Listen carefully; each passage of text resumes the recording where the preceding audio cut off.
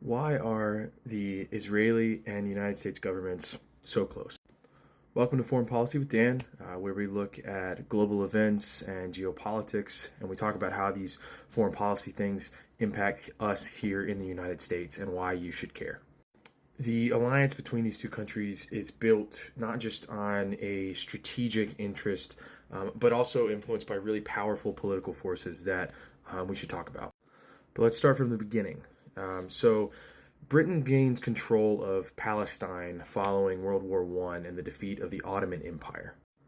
And so at the end of World War II, the United Nations gets together and decides that Jews need a state of their own, and they look to Palestine to create a state for Israel to exist. They decide on partition and creating a two-state solution with Jerusalem administered as an international city. In 1948, Israel declares its independence, and the United States is the first country to recognize Israel 11 minutes after that declaration is made. President Truman signs the kind of memorandum recognizing Israel as an independent state.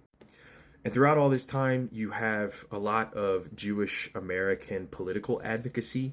The early stages, starting in the early 1900s through World War I and World War II, you have groups like the American Jewish Committee, and you also have groups like the American Jewish Congress that are advocating for all kinds of things, but primarily focusing on the kind of Jewish existence and a lot of issues that are priority and important to Jews at the time. And both of those organizations still exist today and continue to, have a presence in American politics. In the 60s and 70s, you have, the backdrop of the Cold War between the United States and the Soviet Union, and then you have a lot of proxies in the region of the Middle East between those two countries. You see Russia supporting kind of the Arab bloc pretty consistently, Egypt, Lebanon, Syria, and you see the United States supporting Israel and its shared values and goals.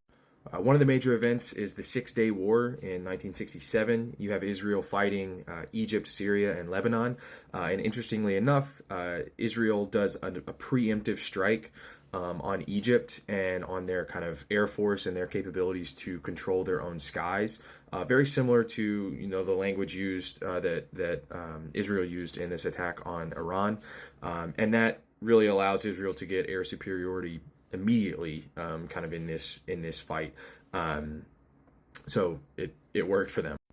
But in this conflict, you do also see the Cold War emerge, right? The United States is backing Israel and Russia is backing the Arab blocs. And so this kind of strengthens the domestic support for the U.S. and Israel relationship in these kind of decades.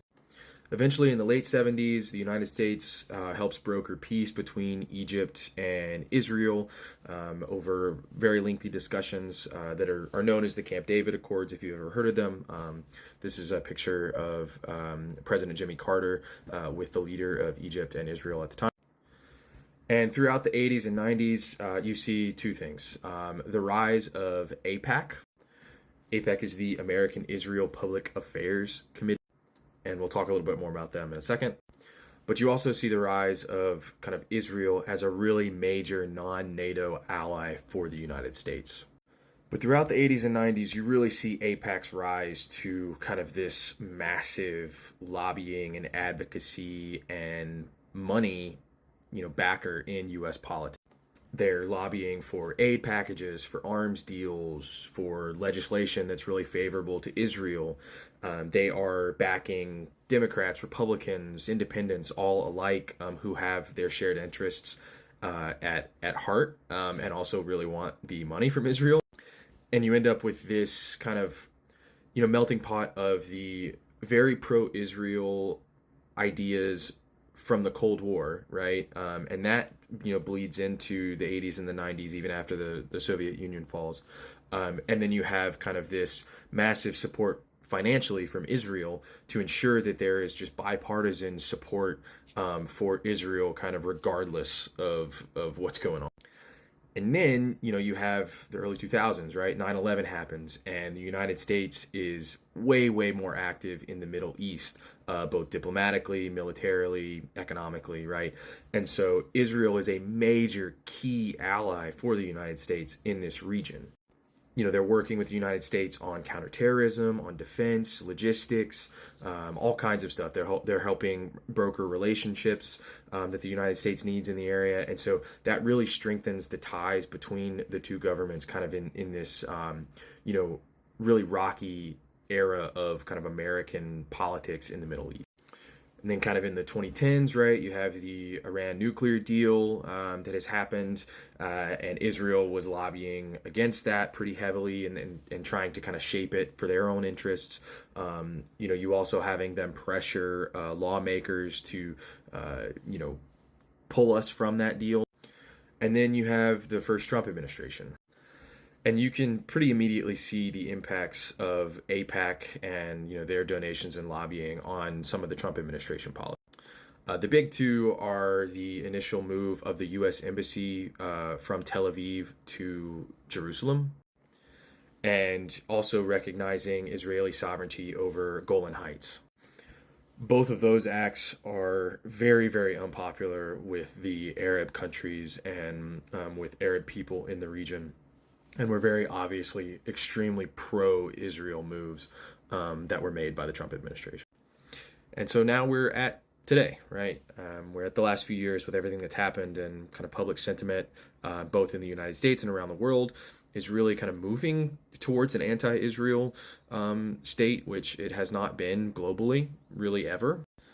And in the United States, we have decades of influence in politics from Israel, from AIPAC, from a variety of other political groups. And that's hard to kind of overcome and break. And while I'm not, advocating that the United States should break its relationship with Israel whatsoever, we do need to kind of take a look at how much of a stranglehold Israel seems to hold over American politics at times. And that gets me back to AIPAC. In the 2024 cycle, AIPAC spent over $50 million alone on candidates and on political action committees in one cycle. So, it's not a black and white issue. It's not a black and white scenario. There's no good guys or bad guys, right? It's very complicated. Diplomacy, foreign policy is all really, really complicated and complex. And there are a lot of different scenarios and things and events that have happened that play into it, right, over the decades. So wanted to be sure that we talked about this and kind of explained the relationship and the history and where we're at and why we're at where we're at.